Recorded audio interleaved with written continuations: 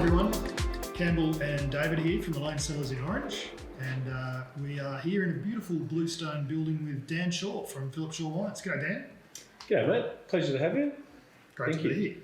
Dan, just want to, I guess, introduce the brand, the winery. Obviously, sure. you guys, Philip Shaw, the winery, the brand has been around for a long time, and one of the most exciting things we think of when we talk to some of our customers, and obviously the people in Lane Cove who are hopefully opening a bottle, is the longevity of you guys. And since the 80s, I think it was, when you first planted? Yeah, it was sort of towards the end of the 80s, so sort of 80, 88, 89, when we started planting. So, my dad had been looking in Orange for probably 3 or 4 years trying to find his ideal site. And then he thought he'd found the balance between, enough altitude, good soils, that was going to suit, a reasonably broad range of varieties. So where we are at, 850 to 900 metres, you make really cool, elegant styles of Chardonnay and Pinot Noir, also Sauv Blanc, but we're just in a bit of a sweet spot where we can still get Shiraz right and also Merlot, Cab Franc. We do make a Cabernet, but it's probably on the edge of or being a little bit marginal. Yeah. So we don't make that every year, and we do have to crop it really low to get it. Cabernet of Orange, on a good, when it's done well, it's good, it's great. But if it hasn't, if you can't get that rightness, they just end up being slightly green. Yeah, and I guess Orange now, with the history that you guys have with the vineyard, you know what's going to grow well, where, and how to make it shine. Yeah, you do, but we're in a continual process of improvement. So we still are 30 years later, grafting varieties that we're not quite happy with, or even changing the clones. So, trying to always on an improvement process, I guess, trying to become better and better at what we do. I guess with you're comparing yourselves to Adelaide Hills and the Barossa, and who have been around for 100 years. Yeah. And when you just mentioned 30 years, geez, we've come a long way in 30 years, really. Yeah, we have. It's I just think with everything that's happening in New South Wales now, Orange is actually, a really exciting place to be. Not only from a wine perspective, but just in general. It's got a real sense of progression and vitality. So, and it's all contributing to, I think, making better and better produce, better and better wine. And, I think Orange is going to continue to really grow. And So, question without notice: why did it take so long for someone to figure that out? I mean, we're relatively young, 30 odd years. We're sitting at 850 metres on the edge of a volcano. Perfect soils. Well, part of it is maturity of producers. Being in the wine business, it is a long-term game, and it does take quite a while to find your feet. For me personally, I've moved around to quite a few regions around the world, and it does actually, it just takes time to figure it out. Yeah. And, I think Orange is, sort of going through that maturing stage because more and more people are actually making the wine themselves. And I think that's what actually gives a bit of breadth to our region. And more character to the grapes aren't getting shipped into the Hunter Valley or somewhere. And you've got to me anyway, you've got to be there. You've got to be growing and making your own wine. And that's when you can really start to contribute and the regional, continue to flourish. Yeah. So, Dan, were you always destined to return to here? I think I always had that in the back of my mind. Yeah. I really did want to go and have my own career, and I was really happy and to be able to do that outside of Australia as well. Yeah. But I always wanted to come back to grow a family business and sort of be the second generation, and then also hopefully one day, whether it's my brothers or my own, kids to become the third generation. How's that going for you? Yeah, well, there's 7 kids between the two of us. You might have to grow the Yeah, the possibly. winery a bit, Yeah. But it's, I think one will take it up. Yeah, good. When people are travelling to Phillip Shaw and to come and visit you here, what can they expect? Well, I guess I'm quite lucky. We're close to town, but we've also got a beautiful setting here. The gardens are still relatively young, but it really is quite beautiful. Great. So it's a great place to come. Whether it's with your family or your partner or whatever. Come and hang out in the gardens, have a glass of wine. There's food. You've got some food. Yeah, well, it's really more about the wine, but we do provide a little tasting plate to go with the wine. And like all the wineries at the moment, pre-bookings, because things are just super busy out here at the cellar door. Yeah, limited space and numbers. Yeah, I'd really hate for people to come all this way and be disappointed.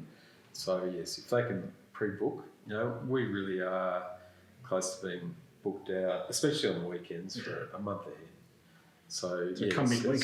Or come midweek. Come on which a is Tuesday. awesome. Leads us into the wines, which I believe we've got 2 wines here. Both have just recently won gold medals at the New South Wales Wine Awards. Yeah. Which congratulations. That's a pretty prestigious award. So if you want to we've got one of each in our glass. Let us know what they are. Yeah. So we've got the number 8 Pinot first. So number 8, it also won the trophy last year at New South Wales for best Pinot. Wine number 8. What's the wine number 8? It's all of our number series are fairly left field. It's this one happens to be my dad's lucky number. Well, that's good. It's not just the block 8 or something. Yeah, right? It's got a bit of a story to it. So it's number 8, lucky number, and you've got to be a little bit lucky with Pinot. Yeah. But we're just starting. And I talked about longevity and maturing as winemakers. I'm really just starting to get the hang of Pinot here. It is different to everywhere else I've been, as it is different to every other region in Australia. And it does take you a little bit of time to get the hang of it. But, Have we got any clones? Is that in the growing or in the winemaking itself? Where's the Oh, it's a little bit of both. Yeah, okay. Sunlight can be overdone a little bit in Pinot, but you still need it to mature the tannins and that kind of thing. We've got a fairly narrow selection of clones. Yeah. A clone that does particularly well or is very popular in the southern states, i.e. Victoria, Tasmania, I don't think actually does very well here at all. It's beautiful for sparkling wine, but I just don't like it for table wine. That'll be interesting. I guess in another 30 years, given where we've come in the last 30 years, I guess we'll have more vineyard, hopefully, more vineyards under with Pinot, different clones for sparkling, because obviously there's some good sparkling wines being made in Orange, plus the table wine clones being planted. Yeah, absolutely, and that's part of that evolution as well. It's figuring out what are the better clones, and you can make somewhat simple steps like that, and really can change the quality of your wine. So it's only in the last sort of 4 or 5 years that we've gone to 777 as our main clone, and I just love the floral aromas you get in there. It's quite a feminine Pinot, so which has been a bit of a theme, obviously, talking to some of the other guys as well, that feminine appeal, I guess, or lift and vibrancy. So they're not big, ballsy wines, but they're sort of the opposite end of the spectrum, which is lovely. what Pinot should be to me. They're pretty and fine, but still got personality. And a bit more boisterous and perhaps easier to grow. Moving on to the Shiraz. Yeah, Shiraz, we're lucky when my dad planted. We do get it right almost every year, unless it's a really wet year. But we've got 9 different clones in the vineyard, so we've got a good amount of complexity that can come out of our growing material. And that's pretty good foresight to plant that many clones initially. Yeah. But we've really transitioned in our style of winemaking. We've really gone to more of a Northern Rhone style of Shiraz, where it's quite a bit of whole bunch, lots of head down boards, tiny bit of Viognier, but really trying to do what I think Orange does best: that medium bodied, spicy, peppery, but just got lovely personality, lovely length. And you know what I really love about it? It's sort of a mid-palate feel, which you get from the whole bunches. Yep. So you get that tannin that comes out of the stem, and it kind of makes for a pretty seamless wine. And so would I be right in saying you mentioned your travels around the world and spending time in different areas, North Rhone? Was that on the list? I've been there. I went there a couple of years ago, but I've never worked there. I've mainly worked in California and New Zealand and France and Italy, but yeah, never more Burgundy than Rhone. That's a lovely one. So Delicious, yeah. And yeah, very much that sort of elegant, sophisticated, good Yeah. longevity, plenty of that Yeah. again, a lot of fruit purity, I guess, keeps coming up as well. So Yeah, I think it's I'm actually really proud of this one. so 89, Yeah. the number. Oh, 89. Number. It's a little bit more conservative, but it was the year the vineyard was planted. Oh, okay. So- That works as well. Yeah. That's great. So every bottle tells a story. Yeah, a little bit. Yeah, it's kind of cool. So can you see your mark on the wines if you went back and looked at the wines your father made from the younger vines? You can see the progression and the evolution. For a long time, we sold the fruit Okay. before it really reached maturity anyway. Yep. So under our Philip Shaw brand, we started in 2004. So in a lot of ways, something our wines do really well, and that's age well. Yeah. So I did actually just look at Pinot and Shiraz back to 2006 on Friday.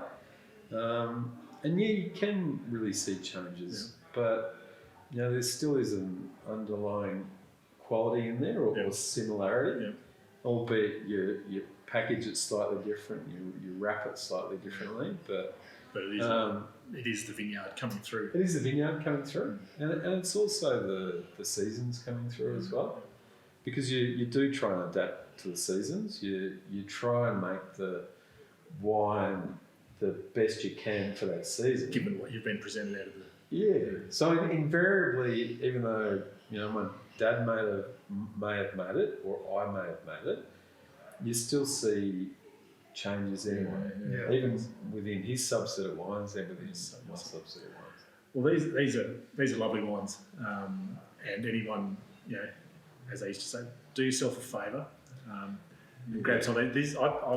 I might even be leaning towards the. I'm a big fan of Pinot, but that one's looking fantastic with the Shiraz. Yeah, I agree. I'm a bit more Shiraz. I'm a Pinot guy, and I do actually drink that at home. I've got a bottle in my cupboard at the moment, but that Shiraz is delicious. So, It's looking awesome. thanks. Cheers, guys. Thanks for coming. Thanks for having us. Good luck with this. And hope to see you at Philip Shaw Wines. Cheers.